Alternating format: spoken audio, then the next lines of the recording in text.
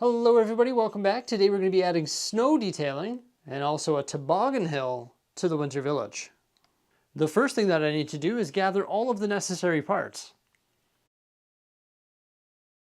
My relentless part hoarding is about to pay off. I had no idea that I had this many pieces to do that. Like, look at all those 2x bricks. That is incredible. I've recently been raiding pab walls and I got a bunch of white tile, also corner plates. We've got these 1x1 modified plates with a tooth, all sorts of slope elements, curved slopes as well.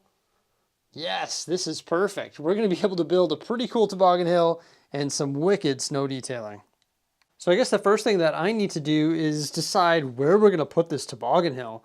I mean, we built these cliff edges going around the entire raised platform. Maybe that was a mistake. You can see I put the Elf Clubhouse right here and also Santa's Workshop.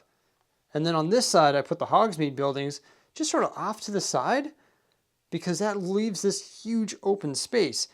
I don't know if I want to build like a toboggan hill in the middle and have people coming down on all sides, or if that's going to look weird, or if I should just say whatever and rip apart this cliff edge right here and build a toboggan hill coming down there. I know it'd be a little bit dangerous to access that toboggan hill because our train track is like right there.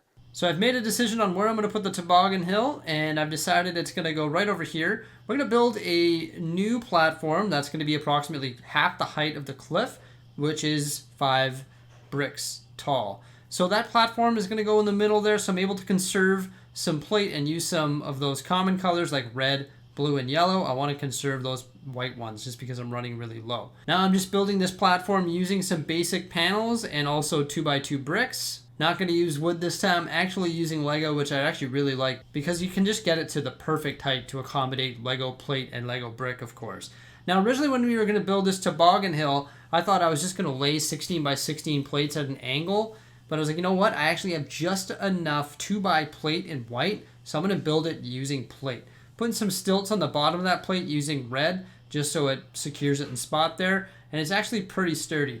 Now you can see there's some open sides there. I've got to blend that in with brick. So I'm actually using all of my white brick that's been turning yellow, and I'm burying that within just to use it as support. And then I'm adding all sorts of slopes and stuff like that to give that section of the hill a little bit of texture. I'm also using slopes on the side panels there just to blend those in as well.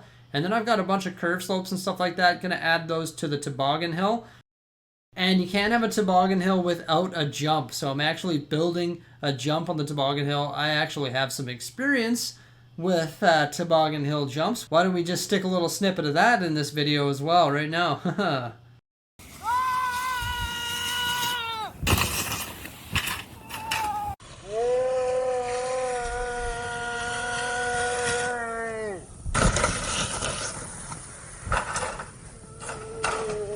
I'm going to stop the time lapse just because it's sort of more of the same. I've got to blend in this corner of the toboggan hill the same way that I blended in this corner over here. And the camera angle is just not right because when you turn this here, it's hard to get in there. You can see the backside of our rock panels there. Still got some exposed color down there. Now I also have to blend in the backside. I left 2 studs open here so that I can use all sorts of slopes and bricks and stuff like that just to make it look a little bit better. But granted, you're barely going to be looking from this angle, but still I want it to look nice. But you still will see the open buildings, which is okay though. Lots of Lego sets come like that. And I built the jump there. It's missing one key detail. And that, of course, is a sledder. There we go. Look at that. He's got his dish there. He's posed at that really cool angle. I just used one of those transparent elements to get him like that.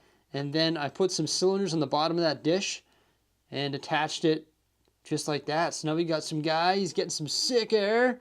Looks like it's not going to turn out too well, though. It looks like he's probably going to go for a tumble there. But pretty cool how I was able to integrate a jump onto the toboggan hill. I'm definitely back in my natural habitat over here working on the winter village. I'm really digging the winter village, though. Having a good time doing it. I know it's a bit early. It's still October, but hey, man, we're supposed to get some snow here next week in Edmonton. What do you know? So as you can see, I blent in that corner there, and I actually started adding some snow details to our rock work. I also used a bunch of these corner plates down here just to give the snow some texture.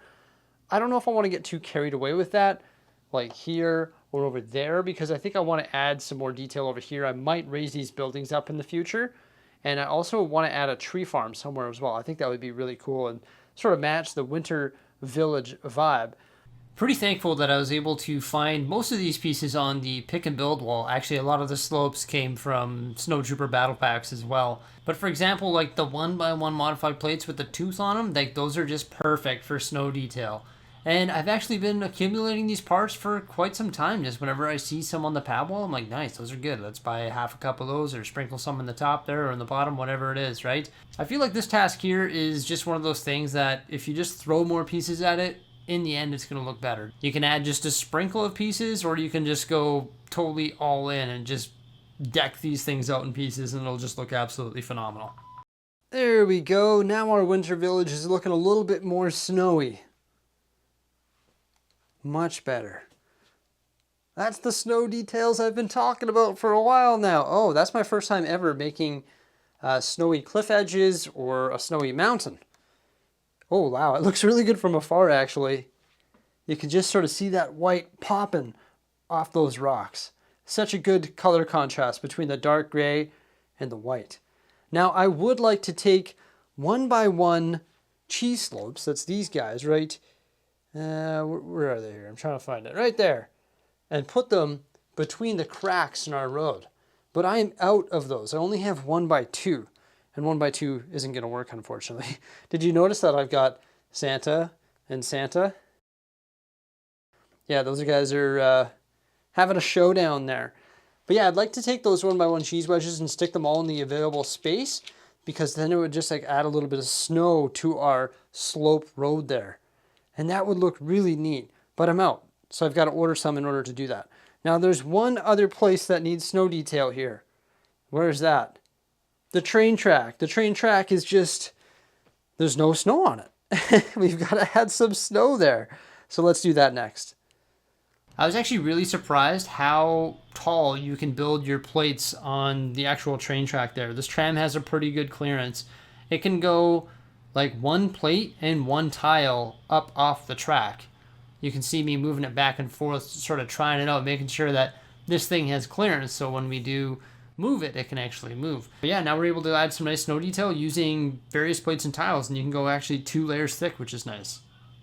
There we go. The tram track is now matching the snowy vibe of the winter village. Wow. We took this thing from looking all right to looking pretty awesome. The toboggan jump is definitely my favorite thing. I can't wait to add more tobogganers to this hill in the near future. Of course, we're going to be doing that. Minifig detailing has yet to be done, but that is going to add a whole bunch of stories and everything to the winter village, and I'm really excited about doing that. But minifigures, in my opinion, always come last. Just because when building Lego cities or scenes like this here, they do a pretty good job of getting in the way when you're trying to add details like snow. Up top here, we have our sidewalk, but I do need to better integrate pathways to these buildings. They're just sort of placed loosely there right now, so I've definitely got to work on better integrating these buildings in such a way that they actually blend together nicely. With the city, for example, that driveway or garage door for the fire brigade or fire truck just really doesn't make sense, and there's no driveway lining up with it. Now, in regards to the sets on display here in the Winter Village, they are just in their ordinary format right now. There is an option that we do have. I could part them all out, get a whole bunch more pieces from Bricklink or from our parts inventory, and we could build modular buildings that are inspired by these sets. Am I going to do that right away? I don't know. I sort of like the sets. I really think the open back vibe is okay because a lot of Lego sets come like that. And when you're looking at the Winter Village from this perspective, I think it looks all right. So I still have to add minifigures and better integrate these sets. We also have to add other details like mailboxes, trees, lamps, stuff like that. Also, because I put Hogsmeade up top here, I'm going to have to tile off a little walkway here or build some sort of broken up cobblestone walkway for Hogsmeade as well. And of course, I want to add a bunch more stuff here. We need skaters, we need tobogganers, we need a tree farm. I want to raise these guys up over here. I think that would look pretty cool. And also we've got to add that base plate inside our cave and potentially a little light in there as well so skaters can skate into the cave, because right now there's no ice in the cave, so that doesn't really make any sense. But it's a fun winter project for me, I guess fall project at this time. And I had a lot of fun today adding this awesome toboggan hill, my first ever toboggan hill, and I think it looks pretty good. This guy's having way too much fun, and the snow detail truly does make it look so much better. Everybody, thank you so much for coming on by. I hope you liked this update here. Remember to like, subscribe, and stay tuned for some more great stuff.